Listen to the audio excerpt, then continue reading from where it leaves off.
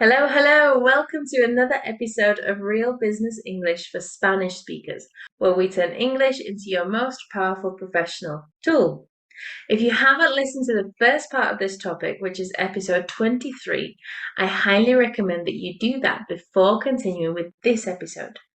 In that first episode, we talked about how to prepare your answers so you can feel more confident in a job interview in English. Today, we're taking it a step further. You've got your answers ready, but now comes the big question. How do you say them naturally and convincingly? I'm Nicola Linde, or Teacher Nicola, founder of Wolfbridge Training, and in this episode, I'm going to share advanced strategies to help you sound more fluent, respond confidently, and handle those difficult moments that can come up in an interview. Let's get started. Part 1, Intonation and Rhythm. So, one of the biggest challenges in a job interview is not just what you say, but how you say it. Your tone and intonation play a huge role in the impression that you make. Think about this. If you say, I am very excited about this opportunity, in a flat, monotone voice with no enthusiasm, do you think the interviewer is going to believe what you say? Probably not. But if you adjust your intonation, pause slightly and project confidence, your message will be much more powerful. Quick exercise. Practice your answers out loud and record yourself. Listen back and don't focus on your grammar mistakes, but rather ask yourself, do I sound confident? Do I sound interested in the role? Adjust your tone and rhythm until you sound authentically you and professional. It's not about exaggerating, but about sounding natural, confident, and engaged.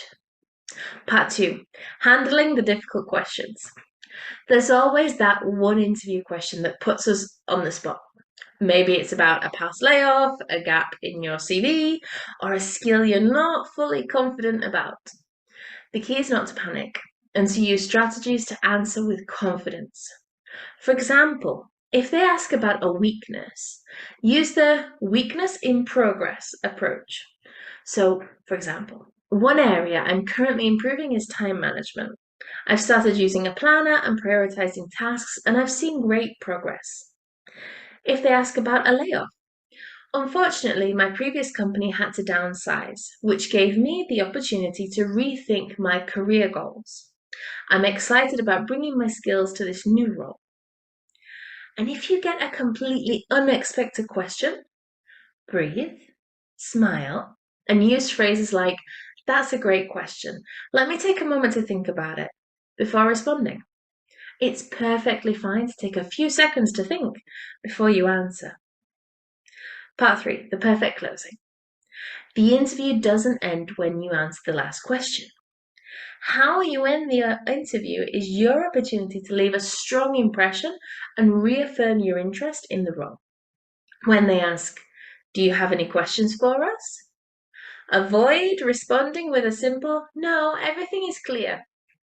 Instead, ask smart questions like, what are the next steps in the hiring process? How does your company support professional development?